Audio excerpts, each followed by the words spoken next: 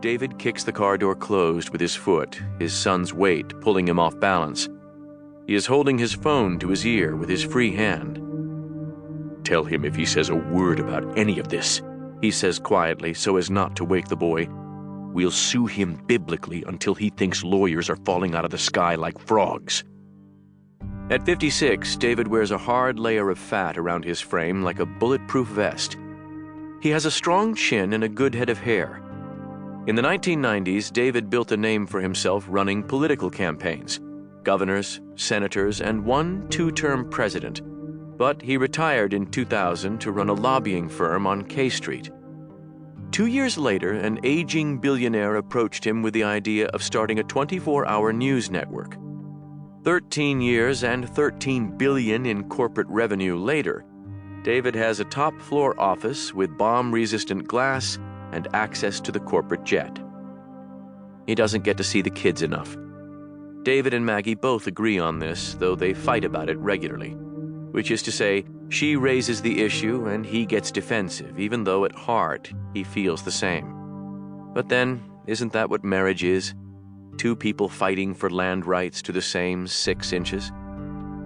Now, on the tarmac, a gust of wind blows up. David, still on the phone, glances over at Maggie and smiles, and the smile says, "I'm glad to be here with you." It says, "I love you." But it also says, "I know I'm in the middle of another work call and I need you to give me a break about it." It says, "What matters is that I'm here and that we're all together." It is a smile of apology, but there is also some steel in it. Maggie smiles back, but hers is more perfunctory, sadder. The truth is, she can no longer control whether she forgives him or not. They've been married less than 10 years. Maggie is 36, a former preschool teacher, the pretty one boys fantasize about before they even understand what that means, a breast fixation shared by toddler and teen. Miss Maggie, as they called her, was cheerful and loving. She came in early every morning at 6:30 to straighten up. She stayed late to write progress reports and work on her lesson plan. Miss Maggie was a 26-year-old girl from Piedmont, California who loved teaching. Loved it. She was the first adult any of these 3-year-olds had met who took them seriously, who listened to what they had to say and made them feel grown. Fate, if you would call it that, brought Maggie and David together in a ballroom at the Waldorf Astoria one Thursday night in early spring 2005. The ball was a black tie fundraiser for an educational fund. Maggie was there with a friend. David was on the board. She was the humble beauty in a floral dress with blue finger paint smeared on the small curve inside her right knee.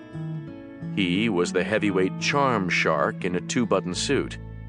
She wasn't the youngest woman at the party or even the prettiest, but she was the only one with chalk in her purse, the only one who could build a papier-mâché volcano, and owned a striped cat-in-the-hat stovepipe hat she would wear to work every year on Dr. Seuss's birthday. In other words, she was everything David had ever wanted in a wife. He excused himself and made his approach, smiling a cap-toothed smile. In retrospect, she never had a chance. 10 years later, they have 2 children and a townhouse on Gracie Square.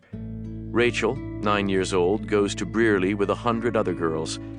Maggie, retired from teaching now, stays home with JJ, which makes her unusual among women of her station, the carefree housewives of workaholic millionaires. When she strolls her son to the park in the morning, Maggie is the only stay-at-home mother in the playground.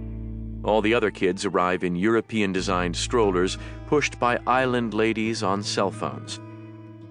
Now, on the airport runway, Maggie feels a chill run through her and pulls her summer cardigan tighter.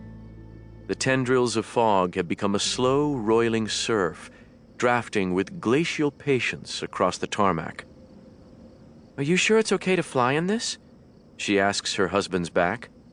He has reached the top of the stairs where Emma Leitner, their flight attendant, wearing a trim blue skirt suit, greets him with a smile. "It'll be fine, Mom," says Rachel, 9, walking behind her mother. "It's not